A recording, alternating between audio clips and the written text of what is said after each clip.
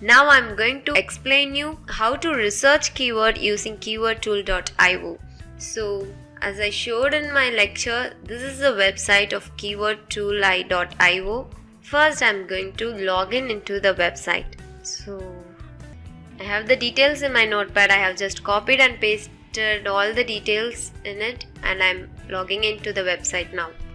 So this is the main page of the Keywordtool.io website. You can see that it consists of Google, YouTube, Bing, Amazon, App Store. You can use this website for researching keyword in any of these websites like Google, YouTube, Bing, Amazon, App Store. It works really great.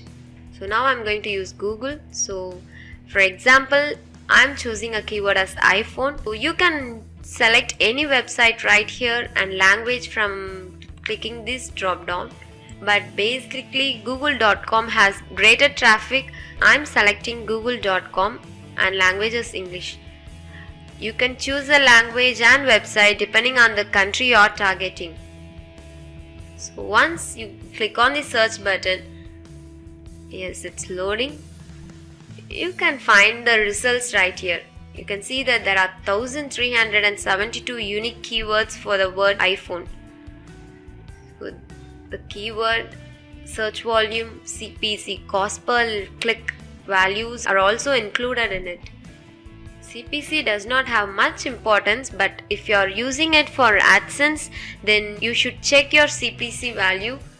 For AdSense, CPC should be normally very high. So you can see that there are different results for the keyword iPhone. Select a keyword with 3 to 4 words. See, I'm going to select iPhone 7 Plus cases, which consist of 4 words in it, but the CPC is 0.6. It's nearly equal to 1, so I'm going to take this as a keyword and again I'm going to search for it. So if I search for this keyword alone, you can see that there are unique results suggested here.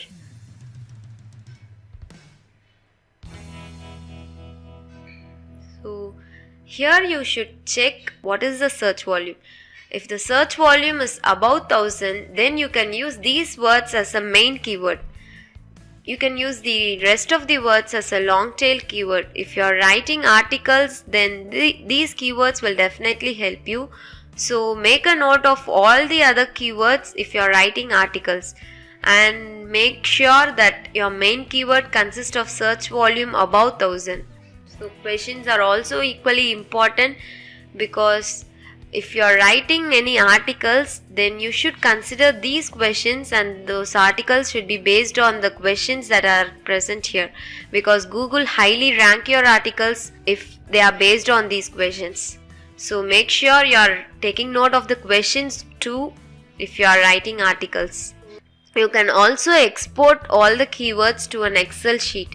So there's an option called export right here.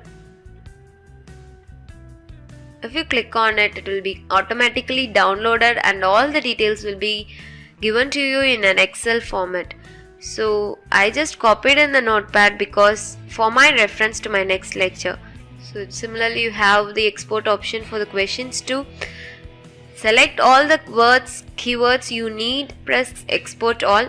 Then all the details will be automatically saved in an Excel sheet. Similarly for the questions. So here you can see that there are filter results. Filter your search right here. So if you want a keyword with the word best or buy, you can type it in the search result and click go. The suggestion will be based on your filter. The keyword will contain best along with it.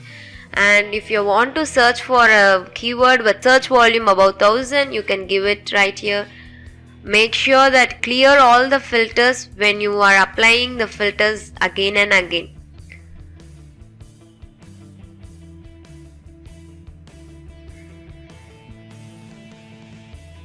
So here are the search volume settings. You can give your locations, languages and network, and if you want the CPC value based on different currency, you can select it here. So there's also another option called negative keyword. If you give a keyword right here, then what it does is this word will be neglected from your result and the keyword will not contain this word. For example, if you don't want Best Buy and if you search for a keyword, then the result will be without Best Buy. So you can make use of all the options available to get a keyword that you want specifically. So that's it about this software. If you have any questions, you can contact me. I'll be always there to help you.